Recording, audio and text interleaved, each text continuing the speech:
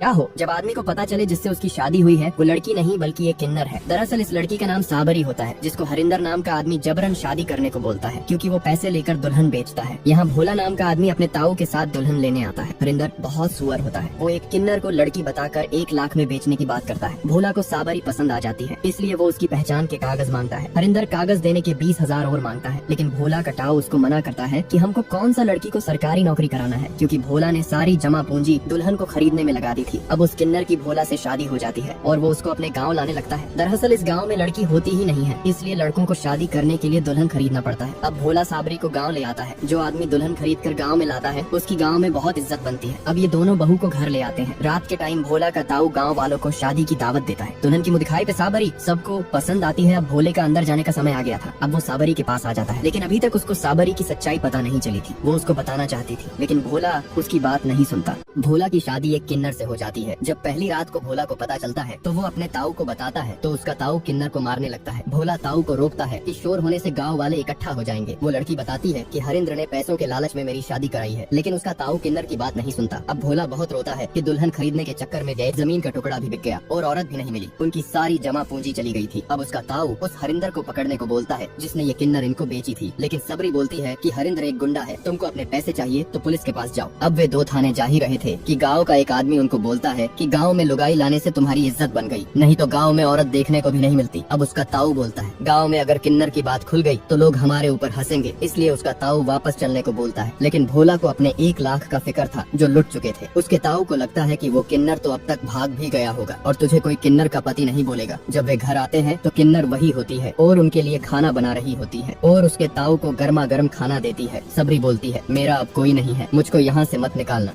जैसे ही भोला और उसका ताऊ घर आते हैं उनको पूरा घर चकाचक मिलता है और सबरी उनके लिए खाना बना रही थी। अब वो ताऊ को खाना परोसती है और ताऊ भी खाना लेकर सुअर के जैसे खाने लगता है। भोला भी उसके साथ ही खाने लगता है। अब भोला सबरी को भी कुछ खाने को बोलता है, इसलिए वो कुछ रोटी उठाकर वहीं खाने लगती है। उसको ताऊ पहले सोचता है और फिर उसको बोलता है कि औरत का पहला काम आदमी को खुश करना होता है, जो ये किन्नर तुझे नहीं कर सकती, लेकिन घर का काम तो संभाल सकती है। तेरी किन्नर से शादी हुई है, ये गाँव वालों को भी तो नहीं बता सकते। सबरी कमरे में बैठी ही थी कि भोला आ जाता है। भोला बोलता है मुझे लगा था तू भाग जाएगी, क्योंकि रात उसके ताऊ ने उसको बचाया था। यहाँ सबरी कुएं से पानी भर रही थी कि गाँव की चाची आ जाती है, लेकिन सबरी बहाना बनाकर वहाँ से निकल जाती है। यहाँ वो ताऊ के पैर दबा ही रही थी कि ताऊ बोलता है कि तू किन्नर है, ये बात किसी को पता नहीं चलनी चाहिए। अब वो भोला के पास आ जाती है। भोला को सबरी देखने में बहुत अच्छी लगती थी, लेकिन किन्नर होने की वजह से वो अपने अरमान दबा लेता था। भोला की नफरत किन्नर के लिए अब कम हो गई थी। वो उससे हंसकर बात करने लगा था। सबरी बताती है कि हरिंद्र मुझको हर रोज बहुत मारता था और पैसों के लालच में मुझको लड़की बताकर तुम लोगों को बेच दिया। भोला किन्नर के साथ ही क्रिकेट खेलना चाहता था क्योंकि वो उसको पसंद करने लगा था और उसकी शादी भी धोखे से उसके साथ हो गई थी। अगले दिन भोला गिरने का बहाना करता है, जिससे ताऊ तभी उसके पास आता है। भोला बोलता है कि मेरा तो हाथ टूट गया है, अब मुझसे सामान नहीं उठेगा, लेकिन ताऊ बोलता है ऐसी छोटी मोटी चोट से डरा नहीं करते, तेरी उम्र में तो मैं 4 गठड़ी उठा लेता था। इसलिए भोला उसको ही गठड़ी उठाने को बोलता है। ये सुनते ही ताऊ की फट जाती है, इसलिए ताऊ इस किन्नर को ही साथ ले जाने को बोलता है और वार्निंग देता है कि किसी को पता नहीं चलना चाहिए कि तेरी शादी एक किन्नर से हुई है। अब भोला किन्नर को लेकर मेले में आ जाता है और उसकी दुकान लगाने में मदद करती है और उसका सामान बेचने में हेल्प करने लगती है, क्योंकि वो थोड़ी बहुत इंग्लिश भी बोल लेती थी। और देखते ही देखते उनका सारा सामान बिक जाता है। अब वे दोनों काम खत्म करके घर आने लगते हैं और आते टाइम साथ में बहुत मस्ती करते हैं। भोला भूल गया था कि वो एक लड़की नहीं बल्कि एक किन्नर है। सबरी को भी भोला पसंद आ गया था। वे दोनों एक दूसरे के करीब आने लगे थे और साथ में बहुत खुश भी थे। अब रात हो जाती है और वे दोनों घर आ जाते हैं। ताऊ के पूछने पर भोला बताता है कि आज सारा माल बिक गया। ताऊ जब इतने पैसे देखता है तो वो खुश हो जाता है और बदले में भोला को 100 रुपए देता है।